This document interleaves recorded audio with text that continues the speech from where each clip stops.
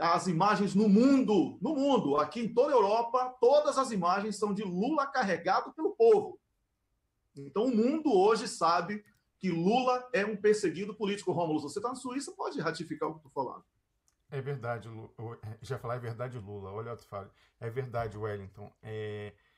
Isso, a gente já está demorando para ver o impacto de que isso vai ter. Ninguém sabe ao certo como que isso vai se desdobrar no cenário político nos próximos dias.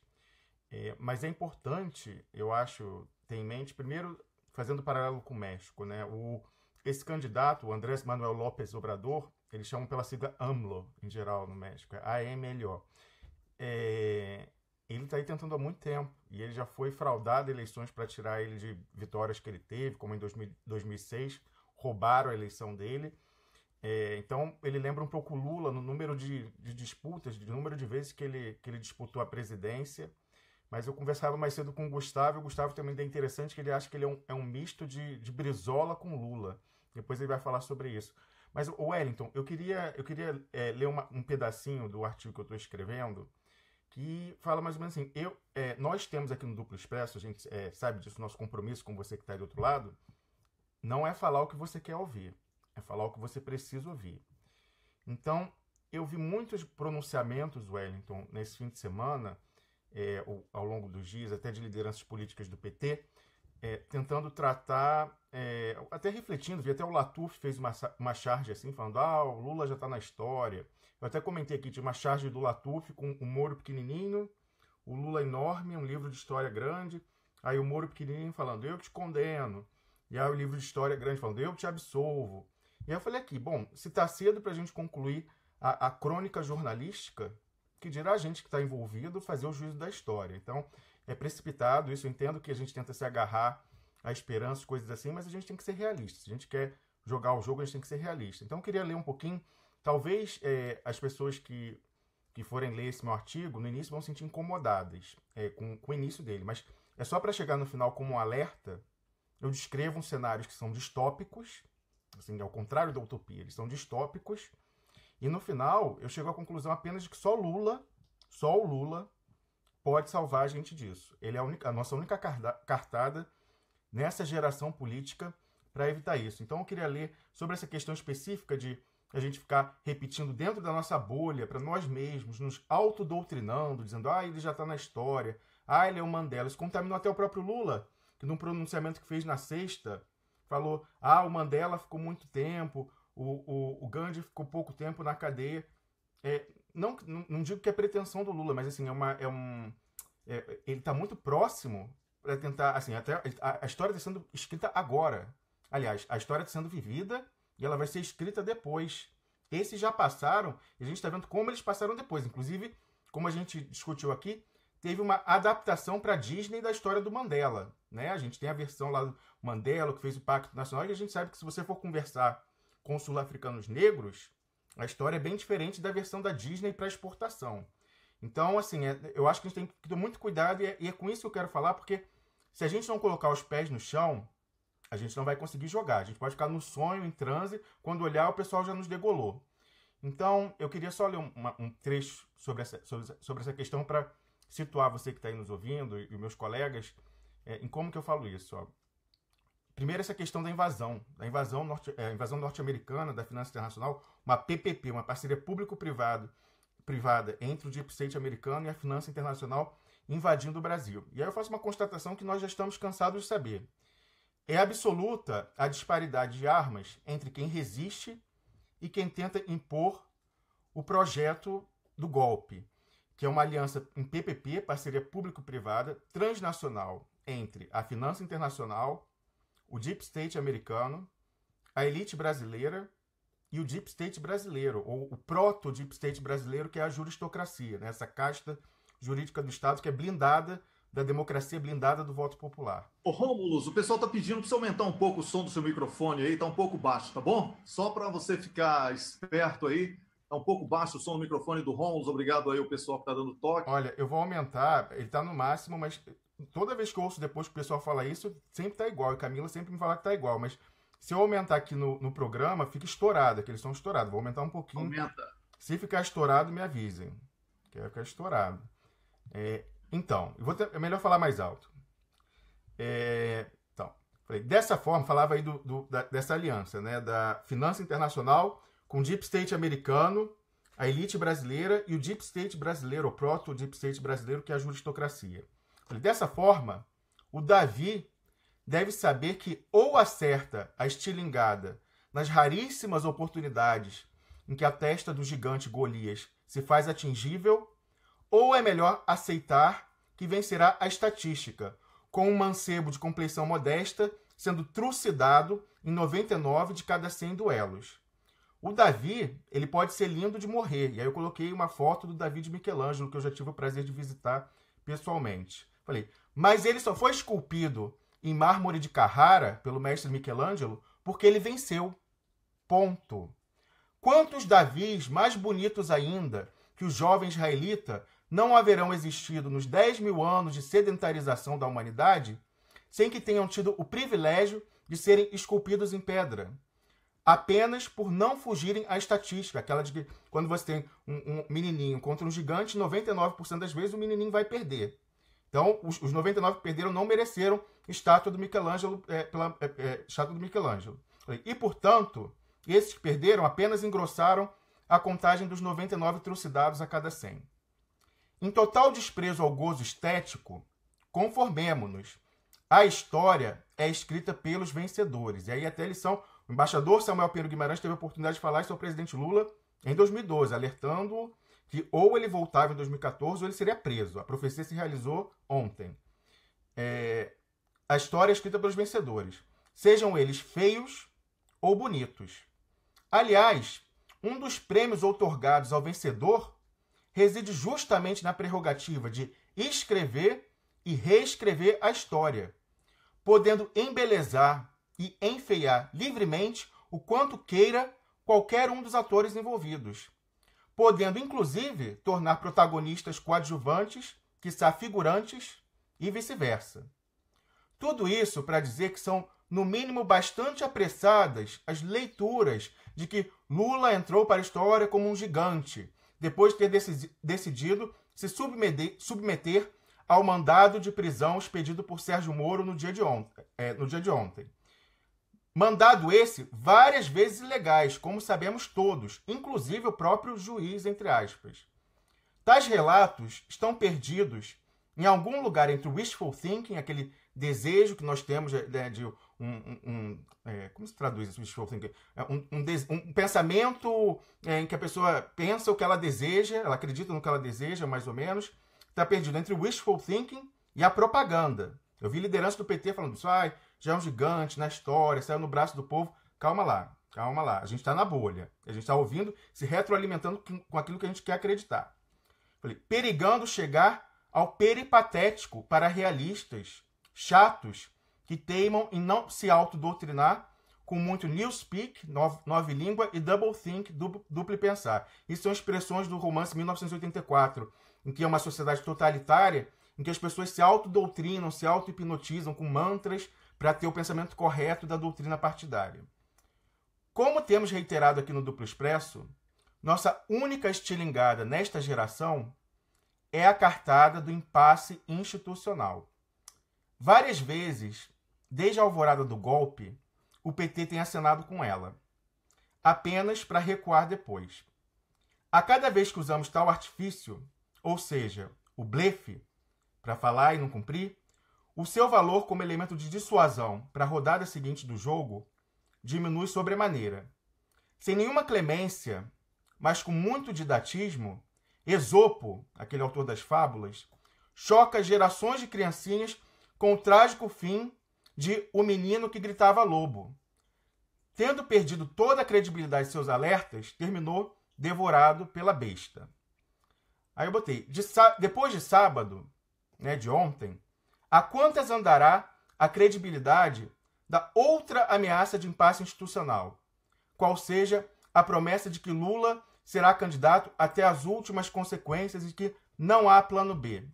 Falei, em breve saberemos a resposta para essa pergunta. Aí eu botei, entendam, eu não estou aqui para chutar cachorro morto, muito pelo contrário. Como a maioria dos que lerão esse artigo, eu quero o cachorro vivinho da Silva. Falo, da Silva? Pois é. Eu falo, de forma que, ao tentar processar os eventos dos últimos dias, sem nunca perder de mente qual é o objetivo do golpe para o Brasil, que é a reprimarização da sua economia, a inserção de uma maneira subordinada aos Estados Unidos, a gente tem que sempre saber desses objetivos. Há alguns elementos táticos que já se pode antever na estratégia que eles têm de os togados tutelarem a política, para que haja uma garantia de estabilidade em que a gente tenha eleições meramente formais, mas eleições sem riscos, porque são entre candidatos que não têm diferença programática nenhuma. Henrique Meirelles, Marina Silva, Geraldo Alckmin e Rodrigo Maia. Isso é a eleição que eles querem para a gente, a grande diversidade democrática. E aí, como eu leio, eu acho que o golpe seguirá tentando impor de fora para dentro no PT o plano B preferido deles, que seria aquela chapa lá, a Macron, a brasileira, Fernando Haddad, com um vice, Josué de Alencar, filho do Zé Alencar, o vice do Lula, que, diferentemente do pai, não tem nenhuma expressão política, não é um nacionalista, inclusive dá dinheiro para o Instituto Millennium, que é um estudo antinacional, antipovo, de propagação da doutrina liberalizante internacionalista. Eu falei, essa chapa, que eu já acho fraquíssima pelo seu potencial eleitoral, ela é boa para o golpe, porque se ela perder, bom, elege o deles.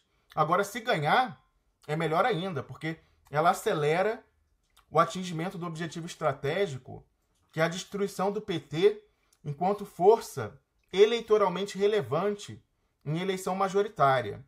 Isso porque, com o divórcio das bases, como aconteceu na França, como aconteceu na Itália, a sigla morrerá, ela será destruída por dentro. Em suma, o PT, que hoje é um partido que ganha eleição majoritária em nível nacional, em grandes estados da federação, ele vai virar um PDT sem Brizola. Então, ganhando ou perdendo, essa chapa para eles é boa e até melhor se ganhar. Segundo, o golpe, isso a gente tem que ficar atento, o golpe vai tentar neutralizar o poder de fogo da caneta do Temer. Porque a gente viu aí, por exemplo, o Carlos Marum, que estava coordenando a iniciativa de impeachment do Barroso. A gente viu aqui aquele sinal esquisito que o Barroso, que é o capitão do golpe juristocrático, junto com a Raquel Dodge, prenderam os operadores, aí logo um dia, 2 dias depois soltaram do Temer. A gente não sabe se teve um entendimento, se não teve, resta ver isso. Mas eles tentaram cooptar, porque eles sabem que só uma última aliança da classe política pode impedir a consolidação desse projeto de golpe juristocrático patrocinado pelos gringos, da finança e do deep state americano. Então a gente tem que ficar de olho nisso, porque eles vão vir com um canto de sereia para o Michel Temer, falando, olha, se você se aliar com a gente vai deixar você escapar, você e os seus aí. Só que basta olhar o exemplo do Paulo Maluf para saber que essas promessas elas têm prazo de validade. E não só isso, mais importante do que o exemplo específico do Maluf, que mostra que quando se perde a utilidade pode virar um troféu na parede, ou então um bode expiatório, é pensar que, estrategicamente, essa elite transnacional, ela hoje tem como aliada tática no Brasil a velha oligarquia, a oligarquia de 500 anos, para neutralizar as forças populares nacionalistas. Mas depois que essas forças populares nacionalistas perderem a sua viabilidade eleitoral em majoritária, a elite transnacional vai partir para cima da oligarquia local. Ela não gosta nem dos trabalhadores, das lideranças trabalhistas, mas também não gosta da oligarquia local. Por quê? Porque essa oligarquia de 500 anos, ela é acostumada a viver desde a fundação do Brasil, ou antes até quando era colônia, de viver dos privilégios cartoriais. Ela literalmente vive de vender o país a prestações para essa elite transnacional. Só que a partir do momento em que você não tem mais uma ameaça de tomada do poder por um projeto de esquerda e nacionalista, essa oligarquia ela perde a utilidade enquanto freio político conservador. Não tem mais por quê, porque não tem alternativa. Mas, ao mesmo tempo, ela continua cobrando pedágio na venda que ela faz do país a parcelas. E a elite transnacional ela sempre vai querer, ela sempre vai querer maximizar os seus lucros. Então, ela vai eliminar essa elite transnacional porque é muito mais útil para ela ficar com a juristocracia como capitão do mato, em vez dessa oligarquia que cobra caro pela venda do pedágio. E mesmo porque a juristocracia ela é bancada pelo orçamento do Estado. Então, é o melhor dos dois mundos. Então, só para concluir, no final eu digo o seguinte, vou pular aqui uns outros casos que eu fiz, falando da questão do Lula, tudo, falando que, na minha opinião, ele está correndo... O título do meu artigo vai ser, entre aspas, Lula precisa morrer, e a resposta, o Brasil soberano depende de nós evitarmos isso. Então, se não fisicamente, falei pelo menos politicamente, coloquei aqui as várias hipóteses de como eles vão fazer. Não é para agora esse risco, porque só se eles fossem burros, imprevidentes, eles atentariam imediatamente contra a vida do Lula. Eu acho que isso seria o mais provável, ou a prudência mandaria estratégica que eles fizessem isso depois da eleição, porque eles têm que eliminar aquela esperança com tons sebastianistas que o Lula representa. Então, assim, a gente tem até o fim do ano para salvar o Lula, tirar ele da cadeia o quanto antes, porque ele é a nossa única chance. Depois disso, nessa geração, eu acredito, olha, só um milagre, mas assim, a nossa maior chance, que já é contra as probabilidades, já é o Davi contra o Golias, é com o Lula. Sem ele, eu acho que é quase impossível. A gente tem que tirar ele da cadeia e ele tem que ser o nosso candidato, não pode ceder. Isso é difícil, mas aí, na conclusão, eu digo o seguinte, olha, restam alguns meses apenas para, nesses dias que se esvaem, precisamos urgentemente tirar o Lula da cadeia. É a nossa única chance contra o futuro distópico que eu tracei nesse artigo.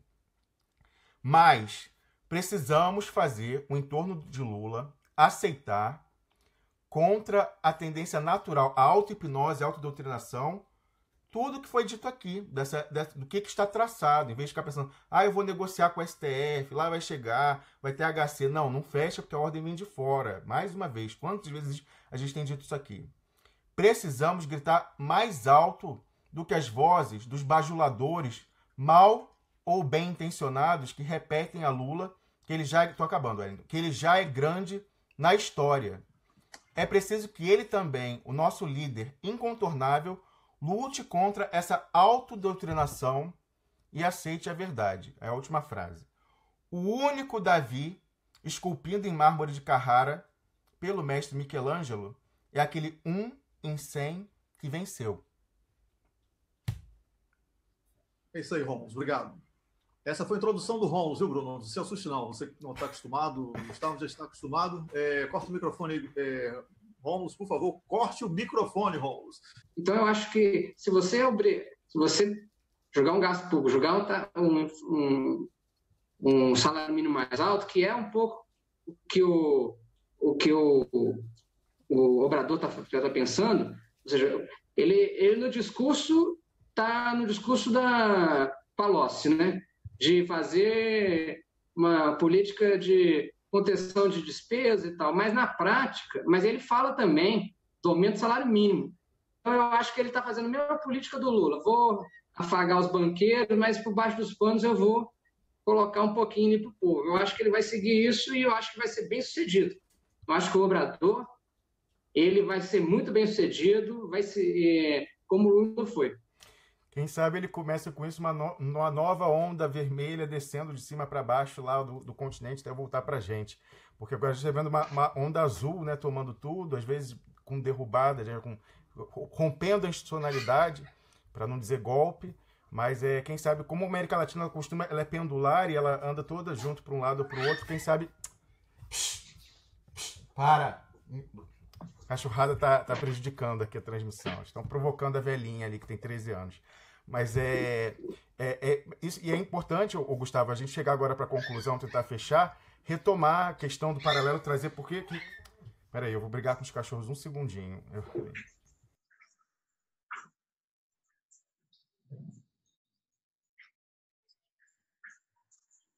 Eu cortei o microfone para vocês não verem eu gritando com o cachorro.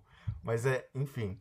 É bom a gente retomar o paralelo com o Brasil, né? Trazendo, você mencionou aí que ele seria uma mistura de um Lula de 2002, aí aquela coisa meio palociana na área do orçamento, mas em compensação tentando reservar um pouco aumentando o salário mínimo. Vamos observar e tomara que sirva de inspiração, embora os momentos históricos sejam diferentes, né? Não sei como está lá o projeto da finança internacional e do Deep State americano para o México, mas para o Brasil eles não estão a fim de negociação, não. Então o espaço para manobra é muito menor em 2019 do que foi em 2003. Então, até para concluir isso, eu queria ler mais um parágrafo só do artigo que eu vou publicar daqui a pouco e queria ouvir a opinião de vocês, porque eu conversei muito com o Gustavo, muita coisa que está aqui é resultado de conversa com o Gustavo.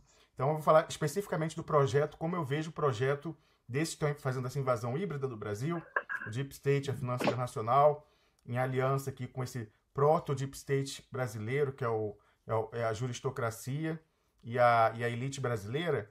É o seguinte, ó, eu coloquei assim, o que a gente tem como bússola para nos orientar é saber onde que o golpe quer chegar, esse grande golpe. E a gente vê e a gente tem que tentar evitar, barrar, tentar fazer um empate, né, para evitar que eles cheguem nesse objetivo estratégico. Então, o que eu coloquei? Porque hoje é muito difícil traçar cenários. Mas eu falei, ó, ajudando nessa tarefa, temos uma bússola, ainda que reversa. Sabemos onde o golpe quer chegar. Um Brasil com economia reprimarizada e financiarizada, mera fornecedora de commodities, liberalizada interna e externamente. 2. Plenamente integrada geopoliticamente ao Ocidente, em caráter subordinado. 3.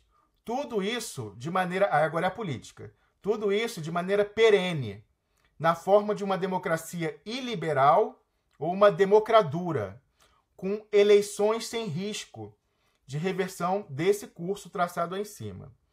E aí eu coloco, que é uma tese que eu já venho elaborando já desde 2016. O caminho traçado para o Brasil, para que esse chegue a esse tal modelo de estabilidade político-econômica, é o que nós chamamos, em outra oportunidade, de democracia à iraniana, entre aspas, ou noocracia, que é o governo dos virtuosos, escamoteada, escondida. Nesse modelo, um triunvirato não eleito, composto por finança, o cartel midiático e a juristocracia, que é a casta jurídica do Estado, concursada, blindada do poder político e do poder do sufrágio universal, define quem pode: 1. Candidatar-se. 2. Fazer campanha livremente sem ser acossado pela justiça eleitoral. 3. Ser diplomado com a aprovação das contas. A gente viu que tentaram com a Dilma em 2014. 4. Governar sem ser inviabilizado juridicamente por essa casta jurídica. E 5. Concluir o mandato. Porque sempre pesa, aí eu coloquei, ó, sempre pesa, tudo isso com a sempre presente ameaça de destituição, casada com a perspectiva de futura e implacável persecução política travestida de persecução penal, ou seja, lawfare. E isso resta sempre como uma eterna espada de Damocles, que é aquela alegoria que a gente vê da espada que pesa sobre a cabeça do governante, ameaçando ele ali. A espada de Damocles por sobre a cabeça do governante, aí já fica a dúvida se é ou não um governante de fato, de forma a garantir que esse governante nunca se esqueça do imperativo de não sair dessa linha, lá, reprimarização da economia, liberalização, subordinação ao Ocidente, etc. Vocês concordam com que esse é o mapa, do golpe para o Brasil, que eles querem como objetivo estratégico e que a gente deve pautar nossas ações para tentar fazer um empate e impedir chegar a isso? Primeiro, Gustavo. Bruno, pode? Não, eu sugiro o Bruno. É a vez do Bruno, é verdade. Bruno agora fala.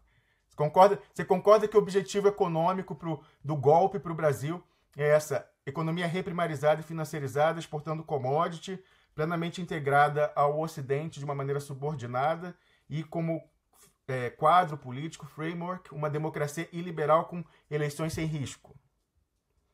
Olha, eu ultimamente não quero falar de política, assim, acho que falar...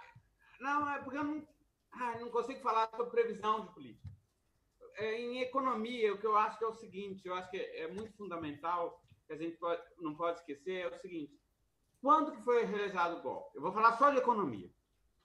Quando foi realizado o golpe? Realizado o golpe quando a popularidade estava lá embaixo por causa de uma crise econômica, que foi muito ajudada, e que eu acho que é fundamental, assim, esse é o sonho. Por exemplo, por que Argentina e Brasil sempre teve golpes e, por exemplo, Colômbia, México, Venezuela, antes do Chávez, não tinha golpe? Porque ali você tinha as eleições não competitivas. entendeu? Por exemplo, na Colômbia ganhava o Partido Liberal e Conservador, que tem diferença, mas no México ganhava sempre o PRI. E na Colômbia, a AD, COPEI.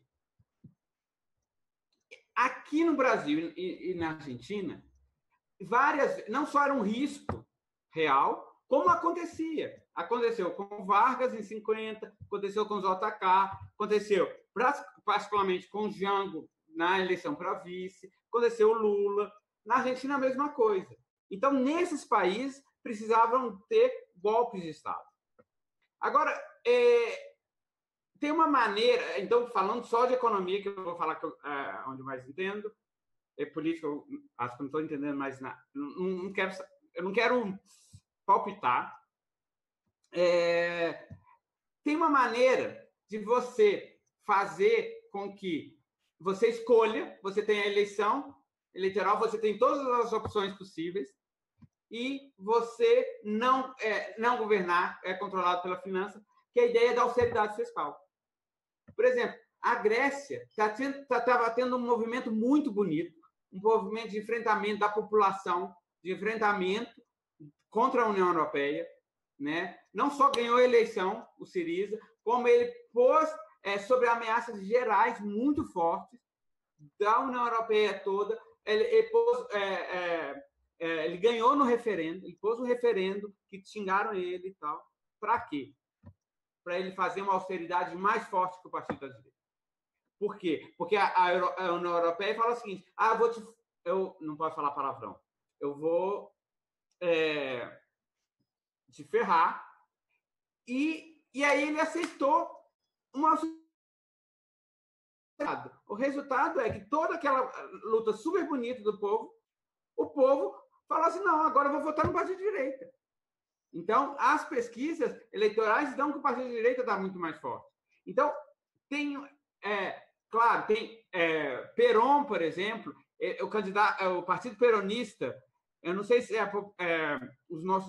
quantos dos nossos ouvintes sabem disso, mas depois do golpe de 55 contra o Perón, os peronistas foram impedidos de se candidatarem. O Partido do Perón Socialista foi impedido de se candidatar. E na época, o peronista, então, ele não votava, ele votava em branco. E o voto em branco e nulo ficava em primeiro ou em segundo lugar, porque ele não tinha opção de votar. Mas, assim, mesmo, vamos dizer, sem artimanhas jurídicas de proibição, a austeridade fiscal é uma maneira de impedir a democracia se realizar. Acho que é isso que eu queria falar. Muito bem. Gustavo, para fechar, aí você fala do aspecto político, inclusive lembrando, você falava quando abriu o programa de mexicanização, outro sinônimo de mexicanização é justamente esse regime político sui generis do México, de um partido único. Eu falava com você mais cedo que é como se fosse um PMDB com bomba, com esteroides, né? Era um PMDBzão que meio Partido Colorado do Paraguai, aquela coisa que se confunde meio o Estado e o partido, onde não há oposição, há uma cooptação de todas as forças políticas, levando com um partido amorfo que tem ala esquerda, ala direita, ala centrista, e que se perpetua no poder por décadas, né? O PRI ficou mais de 70 anos, o Partido Colorado ficou mais de 50. Qual é a sua análise política com relação a isso, tentando fazer paralelos com o Brasil, para a gente encerrar? A sua análise aí, eu achei que foi perfeita. O que o quadro se colocou? Ficou muito claro que a democracia no Brasil atual é uma piada, né? Ela não tem... a democracia é o que eles quiserem. A Dilma não... Se você não se render e fazer a austeridade, né, que o Bruno fala, a austeridade que eles querem, e com o governo de austeridade não tem governo. O governo de austeridade não gasta nada, não tem governo. Então, o governo de austeridade é a mesma coisa que nada.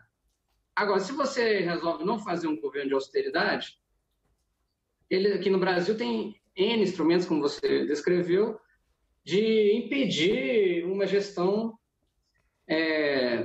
popular, ou uma gestão democrática. tudo dentro das institucionalidades, né? As instituições estão funcionando, como diz a dona Carmen, né? Então, eu acho que, sinceramente, não tem... A Nova República acabou, né? A Nova República acabou em 2015, 2014, quando ela colocou o Levi, acabou a República, eu escrevi sobre isso na época, acabou a Nova República, depois foi só uma decorrência. O Bruno até ele escreveu, ele falava comigo desde 2011 que em 2014 ia ter uma mega crise econômica, que ele calculou as consequências da expansão de importações e exportações e ia ter uma grande crise econômica em 2014. A Dilma segurou a crise bem, e ia continuar segurando. Mas se ela aceitasse a austeridade, ia ser uma bomba. E ela aceitou. Eu até tenho um artigo escrito sobre isso, deve estar publicado no blog do Nassif. Quando ela aceita, acabou, não tem mais... O Lula conseguiu governar com esse sistema extremamente de mãos amarradas. Você tem uma camisa de força. O presidente do Brasil tem uma camisa de força. O Lula conseguiu porque ele é muito hábil e porque ele teve uma herança bendita do Fernando Henrique. Até o Bruno, ele criou essa expressão. Na verdade, o PT diz que é herança maldita, mas é uma herança bendita. O que é a herança bendita? É o dólar R$4. O dólar R$4 permitiu... Que hoje seria o equivalente hoje seria 8 quase, você corrigindo os valores. Né? Mas, bem mais. Mas só que com o dólar R$4, o que o Lula fez? Ele fez a austeridade que eles queriam, mas com as exportações crescendo muito bem, e ele conseguiu ter uma estabilidade financeira, acabou rapidinho com a crise, pagou o FMI e tudo mais. Então, e aí, quando acabou, ele tinha uma gordura de cambial muito grande para queimar, que ele foi queimando mesmo, né? O aspecto mais importante não é nem o efeito de renda da exportação, mas foi principalmente o efeito que ele tem na meta de inflação. Como o Lula conseguiu... o câmbio começou a 4. O que o Lula fez? Ele aumentou o salário mínimo enquanto o câmbio caía. Então, o salário mínimo aumentava a inflação de serviços, enquanto que a valorização nominal do câmbio diminuía a inflação industrial.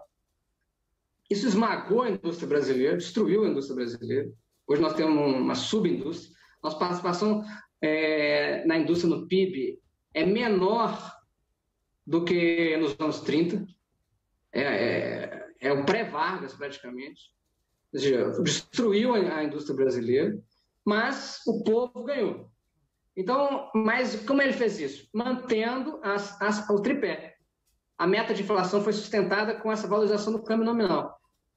Então, e ele manteve também o superávit primário, né? E o câmbio flutuante foi a base que permitiu isso. Então, esse foi o período Lula. Em agosto de 2008, o dólar estava batendo quase 1,50, estava 1,55. Ou seja, imagina, de 4 em 2002, com uma inflação alta, não tem indústria que suporta isso. E aí você tem você tem a crise de 2008, que o dólar volta lá para cima, mas o Lula rapidamente coloca novamente a Dilma, no primeiro semestre do governo Dilma, ele volta a 1,60. Ele está lá. Só que a Dilma aí sim, a política econômica da Dilma consegue ser melhor que a do Lula, porque ela conseguiu desvalorizar o câmbio devagarzinho. O câmbio hoje acaba, ela termina o primeiro mandato em torno de R$3, mas só que o R$3 não é mais o R$3 de 2002, é outro R$3, mas já é, e ela consegue isso com aumento do salário mínimo, com tudo, ou seja, ela conseguiu. Como que ela fez isso? ela teve que fazer, na área no ajuste fiscal, na meta de inflação, ela teve que dar uma enjambrada, teve que estar no limite, andar em cima da corda bamba, e elas usaram isso para destruir ela. Ou seja, ela, por causa dela ter feito uma política econômica melhor que a do Lula, ela ficou vulnerável a essa destruição aí desse cartel aí dos órgãos de controle, né? Mas agora acabou, eles já usaram, vão querer usar o tempo todo, deu certo. Ou seja, não tem perspectiva democrática no Brasil. O que os mexicanos fizeram que permitiram 40 anos de crescimento econômico, de melhorias sociais, 40 anos com democracia? Eles fizeram um regime de partido único. Ou seja, nós controlamos deixando todo o conflito dentro do nosso partido, e é um partido que era inicialmente altamente nacionalista, altamente socialista, vamos dizer assim, e ele começou muito bem. E esse partido fez uma reforma agrária, cara, uma mega reforma agrária. Então, era um partido, ele tinha uma política externa, o México tinha uma política externa já nos anos 30, depois você estuda aí, tem até um princípio da política externa mexicana, que eu esqueci, o pessoal da área de política externa é um princípio de não interferência. Essa política brasileira do Itamaraty, eu acho que foi copiada do México. Vai mais uma coisa, depois você verifica isso. O México passa a ter uma postura dos anos 30, já nos anos 20, no final dos anos 20. Já tem uma política externa pró-terceirmundista, pró-não intervenção, a favor por exemplo, o México é o primeiro país, na maioria das independências no mundo inteiro, o México é um dos primeiros países sempre a aceitar a independência do terceiro mundo, da África, da América Latina, etc. Então, o México é uma política externa altiva, já desde aquela época, ou seja, mas como que ele fez isso? Ele fez isso fazendo o contrário do que o Brasil fez na Constituição de 88 e no republicanismo do PT. Eles fecharam o regime. A Procuradoria fica, igual nos Estados Unidos, na mão do Executivo, o Judiciário na mão do sistema político e partido único. E, se for necessário, fraude da eleição. Ou seja, é o que todo mundo que deu certo, o que os russos fazem? Né? O que os russos fazem? Mantém um controle rigoroso. Só que acabou que os russos, os venezuelanos, e acabou que acontece? O sistema foi se corrompendo, principalmente depois que achou petróleo. E tinha a Televisa, né, que é a Globo de lá. Só que lá tem duas, né? Tem a TV Azteca e a Televisa. Tem pelo menos um duopólio aí, que é um pouco melhor do que o nosso. É isso realmente é interessante, mas é difícil de vender esses modelos, né? Você vai querer vender uma democracia chinesa, democracia russa, aqui num contexto ocidental, o pessoal com Facebook, Twitter, é complicado, não tem como, né? A gente pode sonhar... Iraniano, o modelo iraniano que você fala aí. Pois é, né? Tem que ter um poder moderador, mas o Brasil, na época que o Brasil desenvolveu, olha só que engraçado, o México se desenvolveu com democracia, com república, com uma forma de poder moderador, que era o PRI. O PRI era um poder moderador. Sim, sim. O Brasil teve uma grande estabilidade econômica e política com o poder moderador do Dom Pedro II. Ou seja, e nos Estados Unidos tem poder moderador também. Os Estados Unidos tem um deep state ali, que é um poder moderador poderoso. Então, não dá para ficar à deriva de judiciário, etc. Tem que estar colado ao público. Já no século XX, o poder moderador não foi tão moderado porque eram os militares, né? Então, às vezes interferiam mais diretamente na política, não ficavam não era tão algodão entre cristais, né? Enfim. Bom, a gente tem que encerrar. Muito interessante esse paralelo. Acho que a gente aprende muitas lições para o Brasil. E para fechar, trazendo direto, eu queria saber se vocês concordam com a minha avaliação de que nessa geração política, a única maneira, pelo menos discernível hoje, para impedir a consolidação desse projeto do golpe para o Brasil é Lula. É Lula fora da cadeia, Lula livre, Lula candidato, Lula eleito.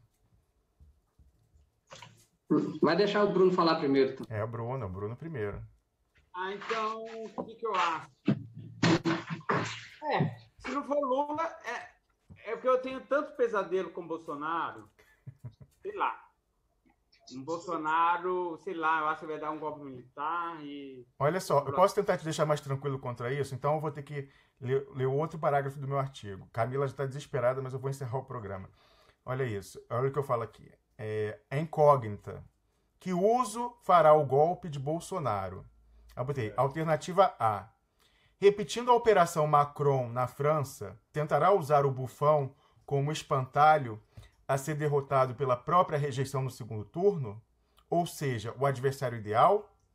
Contra tal plano perfeito, sempre resta o exemplo americano, onde o bufão riu por último e fez chorar a candidata do sistema, que até já encomendara o tailleur da posse. Ou... Então você tem que saber, o pessoal está brincando de feiticeiro no Brasil, está achando que está reeditando a França de 2017 e vai acabar com os Estados Unidos. A gente tem que ver esse pessoal aí, esse planejamento aí desse segundo turno do adversário ideal a ser derrotado. Ou opção B. Eliminado o risco Lula, o golpe eliminará na sequência o risco Bolsonaro, também via canetada juristocrática de juiz. Ironia das ironias, será o mesmo Fux a negar o registro da candidatura de Lula e a relatar a ação que, estrategicamente, pende contra Bolsonaro pela apologia ao estupro no seu ataque à deputada Maria do Rosário. Uma vez por mês sai a atualização do Fux pedindo explicações, que ele está mantendo ali em banho-maria para usar quando precisar. Com um bônus, nessa eliminação, os juristocratas ainda dividirão com o PT, a responsabilidade pelo desvio de finalidade do processo com finalidade política. Ou seja, o lawfare que resultará na eliminação de Bolsonaro via ficha limpa. Ora, como reclamar da orfandade dos eleitores de Lula via canetada de juiz, quando o PT causará, pelo mesmo meio, a orfandade dos eleitores de Bolsonaro? Aí eu falei, contra isso, alertamos há mais de ano. E aí eu coloquei um link para um artigo meu dizendo: não existe lawfare do bem. Não tem lawfare que pega só o Bolsonaro. O lawfare pega todo mundo. Quando abre a porteira, passa boi, passa boiada. Então, a minha dúvida é só se o golpe vai alimentar ele acreditando que ele é o derrotado ideal de segundo turno, correndo o risco de ser um novo Trump, surpresa, ou então se estiver ameaçando lá, elimina ele e deixa um segundo turno dos sonhos entre Marina e Alckmin, ou Haddad e Macronzinho com Alckmin, entendeu? Enfim, é minha dúvida, mas conclui aí. Mas então eu queria perguntar, será que a elite não tem interesse no Bolsonaro ganhar? Será que a Globo não tem interesse numa ditadura? Porque, assim, obviamente ela é bonita, vai falar que não hoje. Isso. Eu acho que o Bolsonaro, pelo seu despreparo, pelo esse rompante dele, não interessa a finança internacional. Ele é o contrário do liberalismo, entendeu? Eu acho que, assim, formalmente, ele estraga a narrativa de as instituições estão funcionando, que é muito importante para manter esse modelo, entendeu? Ele vai ser ali um macaco em loja de louça. Eu acho que ele traz um sério risco de não conseguir levar adiante a narrativa das instituições funcionando. Gustavo. Eu acho que sua análise está perfeita. Eu acho que eles vão tentar fazer isso. O quê? A ou B? Não, tem duas alternativas. Ou usar ele como espantalho do segundo turno, ou eliminar ele com a canetada do Fux. O espantalho no segundo turno é uma análise geral, né? Você está só trazendo. Agora, a maior análise mais original sua é essa da canetada, né? A canetada do Gilmar, ele vai fazer o seguinte: eles fazem e colocam a culpa no PT. Não é incrível? Não é diabólico? Não é diabólico? Com que moral a gente vai reclamar que deixaram os eleitores do Lula órfão quando o PT representou no STF para deixar os eleitores do Bolsonaro órfãos? Então, assim, o Rubens já fez esse apelo, que a deputada Maria do Rosário deveria, com a máxima urgência possível, retirar, porque ela é assistente da acusação no STF, para tirar esse álibi deles, dizer que ficou o PT que tirou o Bolsonaro da parada e perder a moral para dizer quando tirarem o Lula. Então, fica aí mais uma vez nosso apelo que já fizemos no programa, já fizemos em artigo, de que seria interessante para não abrir o precedente, e não pendurarem mais isso na conta do PT, né? Tudo é culpa do PT, mais a eliminação do Bolsonaro, é para ter o ódio mortal dos bolsominions fascistas para sempre, dizer que ele foi caçado não pelo Togado, pelo Fux, mas por causa do PT. Perfeito, o plano é diabólico, como eu falei, então realmente a gente tem que tomar cuidado com isso. Muito obrigado a vocês dois, acho que foi uma discussão, exposições de altíssimo nível de vocês.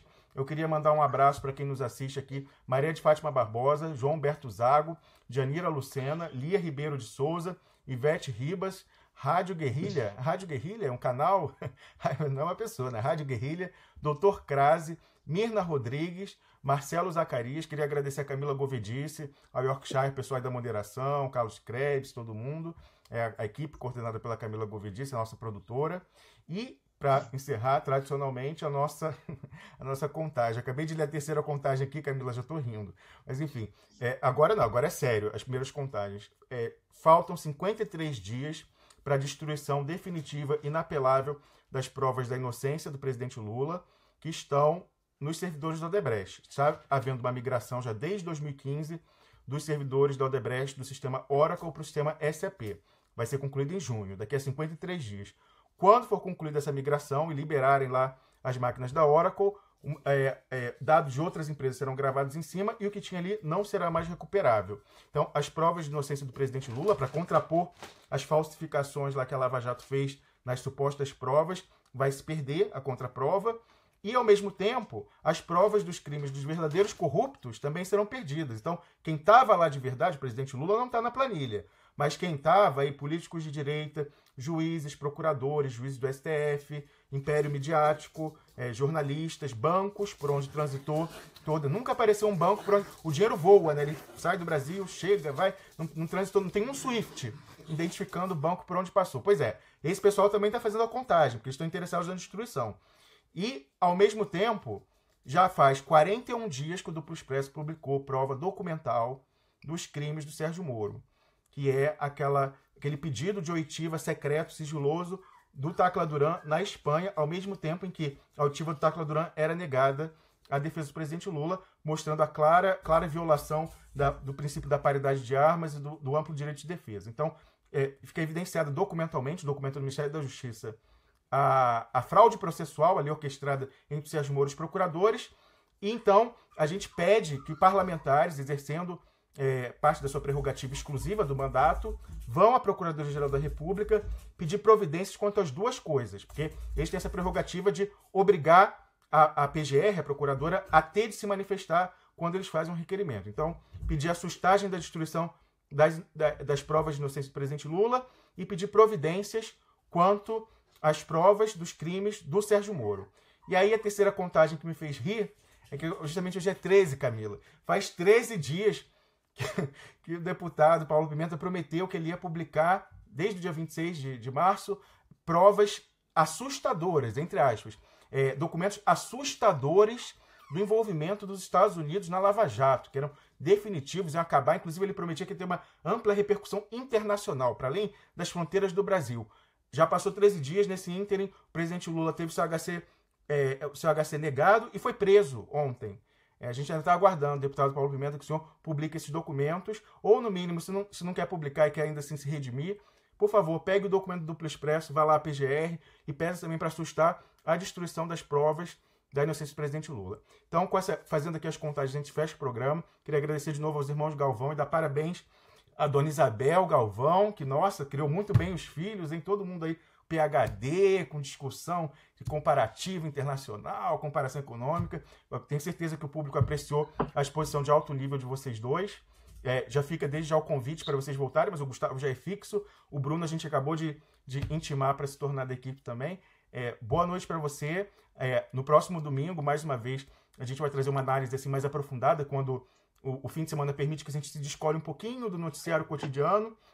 Mas amanhã, às 6 da manhã, o Wellington Calazans e eu estamos de volta no Duplo Expresso com Carlos Krebs, João Vicente Goulart, e discutindo aí muito Lula, e discutindo, na sequência eu vou publicar esse artigo, como eu falei, entre aspas, Lula precisa morrer, e nós, para sobreviver, precisamos evitar isso, com essa análise aí que eu discuti ao longo do programa, com o Gustavo, com o Bruno e até com o próprio Wellington. Então, até amanhã, às 6 da manhã, Boa noite.